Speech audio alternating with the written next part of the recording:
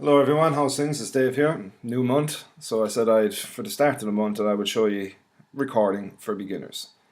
I'm using a MacBook Pro here. A lot of you won't have MacBooks. A lot of you might have Windows-based products, which is alright. You can still do all the same thing here. It's just that we will be using different DAWs, as in Digital Audio Workstations, and I'll get all into that now in 2 seconds.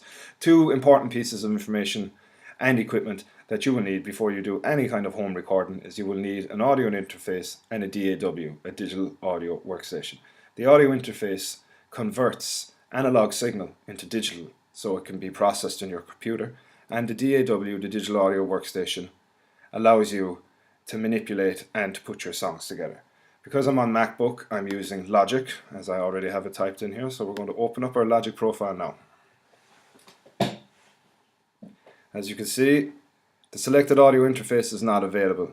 So my audio interface that I am using is the Scarlett Focusrite Solo, which has two imports. It has an XLR for microphones and it has a guitar import.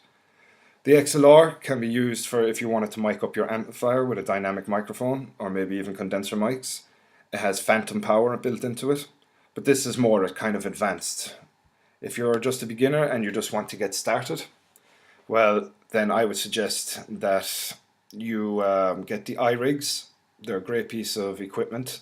They're only, I think I seen one for €40. I think that was the iRig 1 though. Since then I know they've updated to the iRig 2, but I recommend them. And so I'm using Logic Pro X here.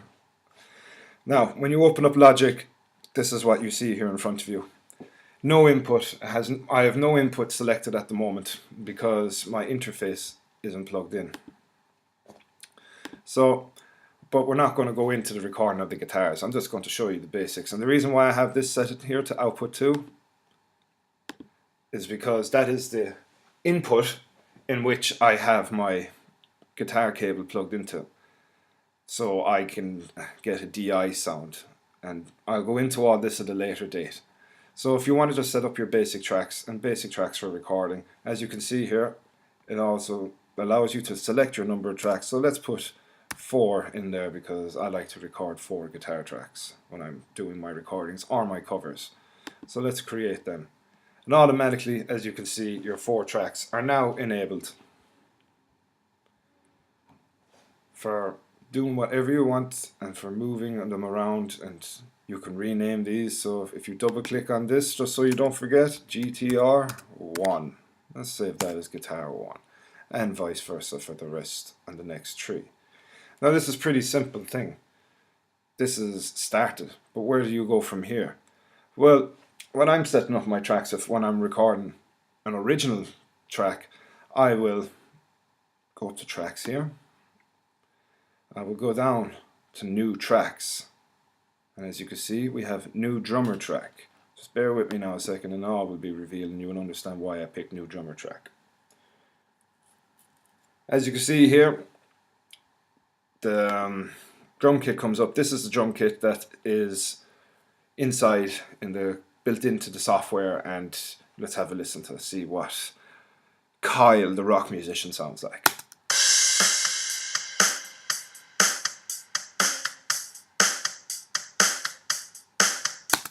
Pretty basic, but great for beginners. It's already built in, it's just there for you, but I'll show you what I use now. So I will delete this drum track, the whole track, but I will not delete.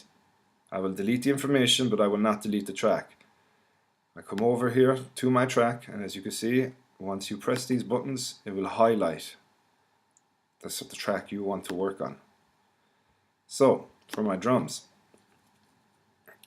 I go into my drum kit here,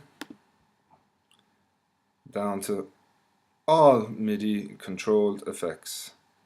We've got positive, see, we can see all the things I have here. So all instruments. So if any of you know anything, tune track, easy drummer, here we go. This is what I use. This then will open up a window for your easy drummer, if it would ever open up. And here we go. Now, but this is very advanced. These are all add-ons that you must buy. We can select our sound, our drum type.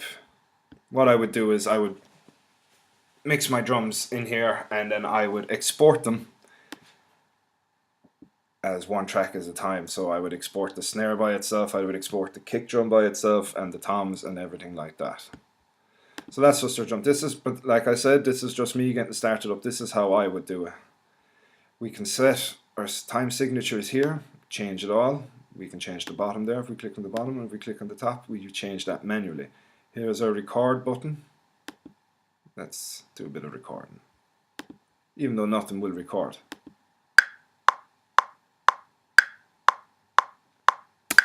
So I had that set obviously for 1 bar.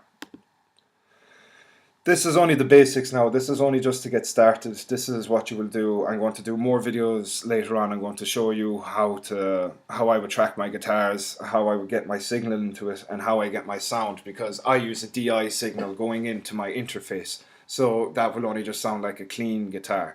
And the great thing about that is I have Bias Effects Desktop Professional, which I can then assign tones to. So for our next lesson now, I'm going to show you how to do the guitars. If you found this any bit helpful, let me know. This is only a beginner's episode. It's just literally just to tell you what you need and for getting started. If you want to go in automatic, it depends which way you want to record. If you want to go in automatically straight into the Focusrite as I have here, or your iRig or anything like that, you will get a DI sound coming out until you select your audio effects. That's on my guitar here, and as you can see, my audio units, and there's my positive grid. There's my bias effects. But I'm not going to get into that now today. So thanks very much for tuning in. I'm going to show you more. I'm going to show you maybe tomorrow, or maybe even later on today, I don't know, about how I would just get a basic idea track or anything down like that. So thanks for tuning in. Hope to see you again. Please subscribe, comment if you like the video, and if whatever else you want to learn when it comes to recording. I've got 4 years done in college in the Limerick Institute of Technology, and I came out of it with my 2nd class honours, so I know a bit when it comes to recording.